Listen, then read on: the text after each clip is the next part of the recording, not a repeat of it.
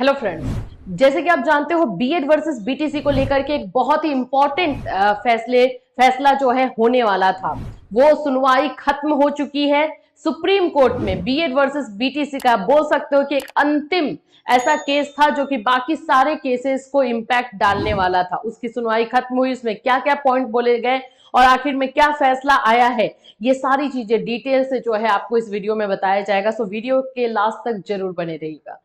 मैं आपको सबसे पहले तो एक चीज बता दूं कि जो सुनवाई हो रही थी उसमें बहुत सारे पॉइंट्स पर बातें हुई, दोनों तरफ से, जो बीएड के एडवोकेट्स थे उनकी तरफ से भी और जो डीएलएड के वकील थे उनकी तरफ से भी बहुत सारे पॉइंट्स को रखे गए, लेकिन बार बार एक ही पॉइंट का जो है नाम आ रहा था, राजस्थान हाईकोर्ट।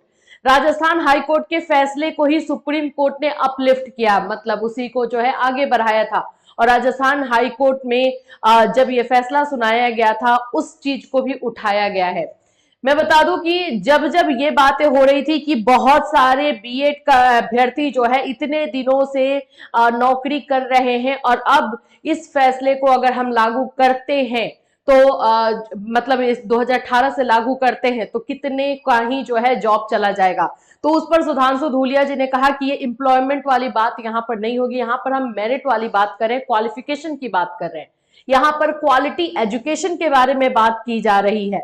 और उन्होंने ये भी कहा कि हम बीएड अभ्यर्थियों को ब्लेम नहीं कर रहे हैं कि वो जो है क्वालिफाइड नहीं है या फिर हम उनको दोष नहीं दे रहे हैं। हम ये बस बोल रहे हैं कि वो जो है वो बोल सकते हो कि एलिमेंट्री एजुकेशन यानी एलिमेंट्री क्लास को पढ़ाने के लिए एलिजिबल नहीं है।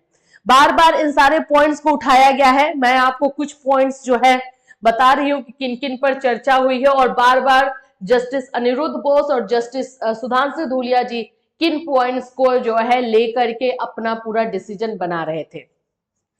अर्नब घोष वाला मामला जैसे ही गया है उसमें बहुत सारे एडवोकेट वहां पर थे जो कि आईए लगा करके अपनी बातों को रखना चाहते थे। जस्टिस सुधांशु धूलिया और जस्टिस अनिरुद्ध बोस ने कहा कि हम अर्नब घोष वाले मामले को ही सुनेंगे, पहले उन्हीं के तरफ से जो है बातें होंगी वो रखा जाएगा।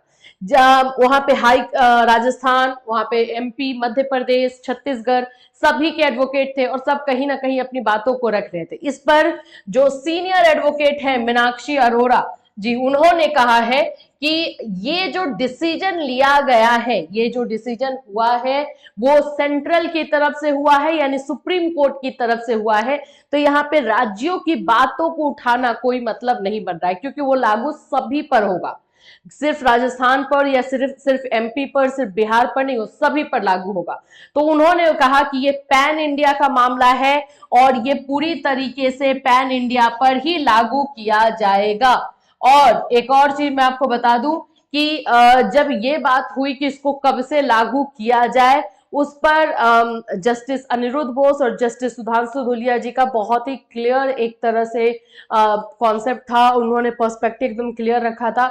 उनके अनुसार ये कहना था कि क्योंकि इसको हम क्वेश्चन कर चुके हैं और ये 2018 के नोटिफिकेशन को क्वेश्चन किया गया है, तो नियम के अनुसार जो ऑलरेडी हमने आपको पहले भी बताया था कि 5 जजेस के अंडर में जो है इस पर एक बार फैसला आया है, उसके अनुसार इसको जो है लागू 2018 से ही क्वेश्चन, जब गैजेट ही क्वेश्चन हो गया है तो उसके अंतर्गत जो है किस तरह से वैकेंसीज होगी। ये कुछ भी ज्यादा जो आउटकम वाली बातें थी ना, जो हम बार बार बोल रहे थे कि सब्जेक्ट टू आउटकम वाली बातों को रखा जाएगा, कुछ नहीं हुआ है कि कौन से मामले जो है सब्जेक्ट टू आउटकम है तो उन पर क्या होगा।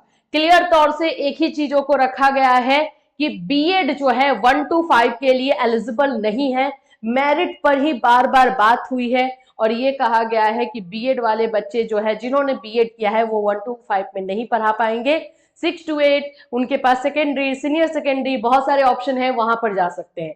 यही क्लियर हुआ है और इस जो अर्नब घोष वाला याचिका थी उसको वो खारिज करने वाले थे। अब यहाँ पर कंफ्यूजन थोड़ा सा ये फैला है कि उन्होंने खारिज किया है या यहाँ से लिबर्टी के साथ इन्होंने जो एडवोकेट्स थे उन्होंने वापस लिया है, इस पर है। ये क्लियर तभी होगा जब आज कोर्ट ऑर्डर आएगा। बट ये साफ है कि बीएड अभ्यर्थियों के लिए, बीएड कैंडिडेट के लिए एक बहुत ही बुरी खबर है कि ये जो केस था इसको वापस ले लिया गया या खारिज कर दिया गया। इसमें किसी भी तरीके का पॉजिटिव खबर बीएड अभ्यर्थियों के लिए देखने को नहीं मिला है। तो ये वही होगा, अगर इस तरह से इसमें कोई फैसला नहीं आ रहा है तो इसको या तो 2018 से ही लागू किया जाएगा, या फिर जो भी इसके चपेटे में, जैसे कि बिहार वाला मामला आपने देखा है, वो सब्जेक्ट टू आउटकम था, उसको बाहर किया गया। इस तरह से जो भी फैसले आएंगे वो इसी के अकॉर्डिंग आपको आगे देखने को मिलेंगे। तो एक बार फिर से 11 जनवरी को बीएड अभ्यर्थियों के लिए बुरी खबर आई है। अब इससे डिटेल में हम आपको तब बता पाएंगे जब कोर्ट ऑर्डर आएगा, तो किस बेस पे ये सारी चीजें हुई हैं उसको डिटेल में हम आपको कोर्ट ऑर्डर के साथ फिर मिलेंगे।